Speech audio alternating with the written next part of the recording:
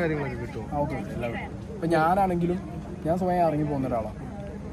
ഇന്നാരും evict ചെയ്തതല്ല, ഞാനായിട്ട് വാക്കൗട്ടാണ് കിട്ടിയിരുന്നത്.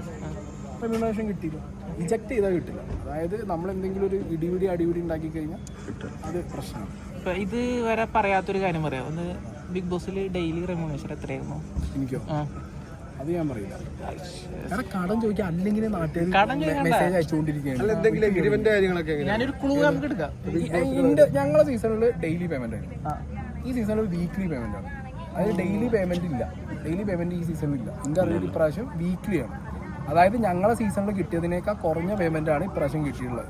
ഈ if I am not wrong Anumol അപ്പാന് അങ്ങനെ 1-2 കണ്ടസ്റ്റൻസിന് മാത്രമാണ് നല്ല ഡിജിറ്റ് കിട്ടിയിട്ടുള്ളത്. അല്ലാത്തവർക്കൊക്കെ വളരെ താഴെ. കഴിഞ്ഞ വട്ടം ഒരു കോമൺ കണ്ടസ്റ്റന്റിന് കിട്ടിയ പേയ്മെന്റ് അത്ര തന്നെ ഇപ്രാവശ്യം വൺ ഓഫ് ദി ടോപ്പ് എന്നൊക്കെ പറയാനുള്ളവർക്ക് ഫെയിം കാര്യങ്ങളനുസരിച്ചാണോ പറയുന്നത്? നമ്മളുടെ ഒരു ഇനീഷ്യൽ നമ്മൾ എന്ത് ഡിമാൻഡ് ചെയ്യുന്നു എന്നുള്ളൊരു സംഗതിയുണ്ട്. അപ്പോൾ അത് അവർ തരാൻ പറ്റുമെങ്കിൽ അവർ തരും, ഇല്ലെങ്കിൽ അവർ തരില്ല. സായി ബാർഗൈൻ ചെയ്തിട്ടുണ്ടായിരുന്നു ആ സമയത്ത്? ചെയ്തിട്ടുണ്ട്. അതായത് സായിക്ക് യൂട്യൂബിന്റെ ഡെയിലി വരുമാനം, ആ വരുമാനത്തിന്റെ ഏകദേശം തന്നെയാണ് അവിടെ നിന്ന് വാങ്ങിയത്. 25 ഇല്ലടാ 55.